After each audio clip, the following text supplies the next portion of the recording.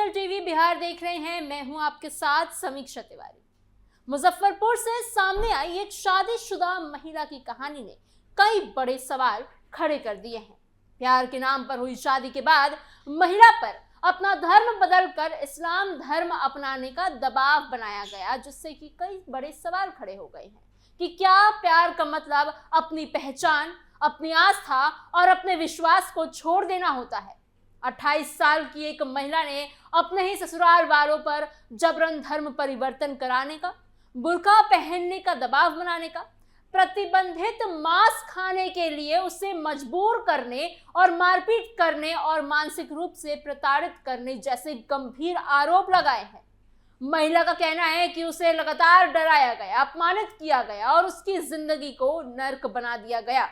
इस मामले में एफआईआर दर्ज हो चुकी है और पुलिस जांच में जुट गई है। आखिर प्यार की शादी में इतना जहर कैसे घुल गया, क्या है पूरी खबर, बताते हैं आपको स्पेशल स्टोरी में। जबरन धर्म परिवर्तन का शिकार हुई महिला, बुर्का पहने नमाज पढ़ने को किया मजबूर। मुजफ्फरपुर में एक ऐसा मामला सामने आया है जिसने एक बार रिश्तों, धर्म, शादी और इंसान की आजादी को लेकर कई बड़े सवाल खड़े कर दिए हैं। काजी मोहम्मदपुर थाना क्षेत्र के सातपुरा मिल्की टोला इलाके में रहने वाली 28 साल की एक महिला ने अपने ससुराल पक्ष पर गंभीर आरोप लगाए हैं। महिला का कहना है कि शादी के बाद से उसे लगातार मानसिक और शारीरिक रूप से परेशान किया जा रहा है। उसने पुलिस में एफआईआर दर्ज कराई और कहा कि उस पर जबरदस्ती धर्म परिवर्तन करके इस्लाम धर्म को अपनाने का दबाव बनाया जा रहा है। उसे बुर्का पहनने के लिए मजबूर किया जाता है और यहाँ तक कि प्रतिबंधित मांस खाने के लिए भी कहा जाता है। महिला ने अपने ससुर मोहम्मद बशीर, सास जुला खातून, देवर मोहम्मद शमीर और देवरानी अंजुम परवीन को नामजद किया है। महिला ने दहेज उत्पीड़न, घरेलू हिंसा, मारपीट, धमकी देने और अस्मिता भंग करने की कोशिश जैसे गंभीर आरोप लगाए गए हैं। पुलिस ने मामला दर्ज कर जांच शुरू कर दी है। महिला ने पुलिस को दिए आवेदन में बताया कि उसने साल 2019 में दूसरे धर्म के युवक से, यानी एक मुसलमान युवक से लव मैरिज की थी। महिला पेशे से शिक्षिका है और यूपीएससी की तैयारी कर रही है। उसका पति ग्राफिक्स डिजाइनर है। महिला का कहना है कि शुरुआत में उसे लगा था कि शादी प्यार और भरोसे के आधार पर आगे बढ़ेगी, लेकिन धीरे धीरे हालात बदलने लग गए। उसके मुताबिक ससुराल वाले इस रिश्ते को कभी पूरी तरह स्वीकार ही नहीं कर पाए और शादी के बाद से ही उसे धर्म के नाम पर अपमानित किया जाने लगा। महिला का आरोप है कि उसे बार बार अपना धर्म बदलने के लिए कहा जाता था। जब वो इसका विरोध करती थी तो उसके साथ मारपीट की जाती थी और गाली गलौज होती थी। महिला का कहना है कि उसे अपने धर्म को मानने से रोका जाता था और उस पर दूसरे धर्म के तौर तरीके अपनाने का दबाव बनाया जाता था। उसने ये आरोप भी लगाया कि उसे बुर्का पहनने के लिए मजबूर किया जाता था और उसकी इच्छा के खिलाफ चीजें करने को कहा जाता था। पीड़िता का कहना है कि शादी के बाद उसकी जिंदगी पूरी तरह से बदल चुकी थी। उसने कहा कि उसके ससुराल वालों ने उसकी जिंदगी नर्क बना दी थी। उससे मानसिक और शारीरिक रूप से इतना ज्यादा परेशान किया गया कि वो डिप्रेशन में चली गई और उसका इलाज तक चल रहा है।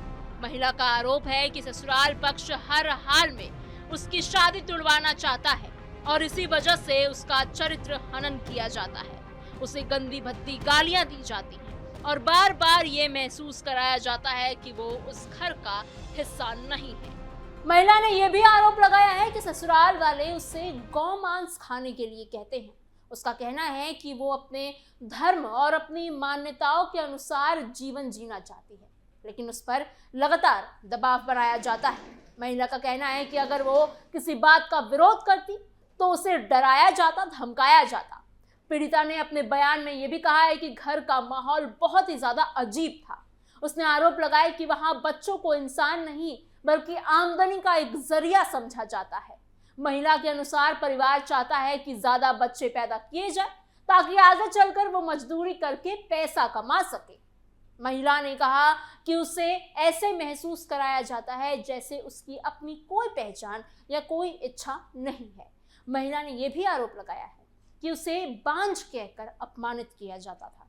कई बार उसके साथ मारपीट की गई और जान से मारने की धमकी भी दी गई। उसका कहना है कि ससुराल वाले चाहते हैं कि वो डर जाए, समझौता कर ले और अपने अधिकारों की लड़ाई छोड़ दे। इस पूरे मामले में एक अहम बात यह भी सामने आई है कि महिला ने अपने पति का साथ मिलने की बात कही है। पीड़िता के अनुसार उसका पति हर परिस्थिति में उसके साथ खड़ा रहा है। महिला ने कहा कि जब भी वो किसी बात का विरोध करती और उसका पति बीच बचाव करने आता था तो ससुराल वाले उसके पति के साथ भी मारपीट किया करते थे। महिला का कहना है कि यही वजह है कि परिवार के बाकी लोगों में उसके पति को लेकर भी गुस्सा बढ़ता गया है। महिला ने पुलिस को भी ये बताया कि उसके ससुर ने उसके और उसके पति के खिलाफ भरण पोषण का मामला अदालत में दायर किया था, जो अभी लंबित चल रहा है। इसी कानूनी विवाद के बाद परिवार में तनाव और ज्यादा बढ़ गया। महिला का कहना है कि इसके बाद से ही उसके साथ व्यवहार और ज्यादा खराब होता चला गया। अपने आवेदन में महिला ने एक बेहद गंभीर आरोप 18 फरवरी की घटना को लेकर लगाया है। महिला के अनुसार इस साल 18 फरवरी को आरोपियों ने उसके साथ गलत हरकत करने की भी कोशिश की थी। जब उसने इस चीज का विरोध किया तो उसके साथ मारपीट की गई और उसके कपड़े तक फाड़ दिए गए। महिला का कहना है कि कई बार उसकी जान लेने की कोशिश भी की गई है। महिला ने यह भी आरोप लगाया है कि उसके खिलाफ माहौल बनाने के लिए 20 से 40 लोगों की भीड़ जुटाकर पंचायत लगाई गई। वहां लोगों को उसके खिलाफ भड़काने की कोशिश की गई और पूरे वैवाहिक विवाद को सांप्रदायिक रंग देने की कोशिश हुई है। महिला का कहना है कि धर्म के आधार पर लोगों के बीच नफरत फैलाने का प्रयास किया गया ताकि उस पर दबाव बनाया जा सके। गौमांस खाने को किया मजबूर, धर्म बदलने का बनाया दबाव। इस मामले में पुलिस का कहना है कि महिला के आवेदन के आधार पर एफआईआर दर्ज कर ली गई है। काजी मोहम्मदपुर थाना के थानेदार चंद्रभूषण कुमार सिंह ने बताया कि प्रथम दृश्य मामला पारिवारिक विवाद से जुड़ा है, लेकिन महिला द्वारा लगाए गए सभी आरोपों की गंभीरता से जांच की जा रही है। पुलिस का कहना है कि जांच पूरी होने के बाद आगे की कार्रवाई की जाएगी। ये मामला सिर्फ एक परिवार का विवाद नहीं है, बल्कि ये कई बड़े सवालों को सामने लाता है। सबसे बड़ा सवाल यही है कि अगर दो लोग प्यार से शादी करते हैं तो क्या शादी के बाद किसी एक इंसान पर अपनी पहचान बदलने का दबाव बनाना सही है? प्यार और रिश्ते की सबसे बड़ी नींव सम्मान और भरोसा होता है। अगर कोई रिश्ता इस शर्त पर टिके कि सामने वाला अपनी पहचान, अपनी सोच, अपनी पूजा पाठ या अपनी मान्यताओं को छोड़ दे, तो फिर वो रिश्ता बराबरी का कैसे कहा जा सकता है? हमारा संविधान हर नागरिक को अपनी पसंद से धर्म मानने, पूजा करने और अपनी आस्था के अनुसार जीवन जीने का अधिकार देता है।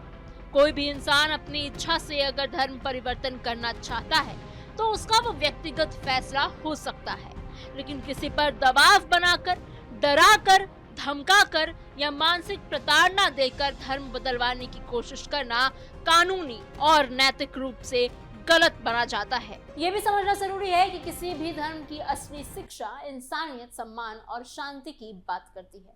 अगर किसी रिश्ते में डर, दबाव, मारपीट और जबरदस्ती आ जाए तो वो प्यार और सम्मान खत्म हो जाता है।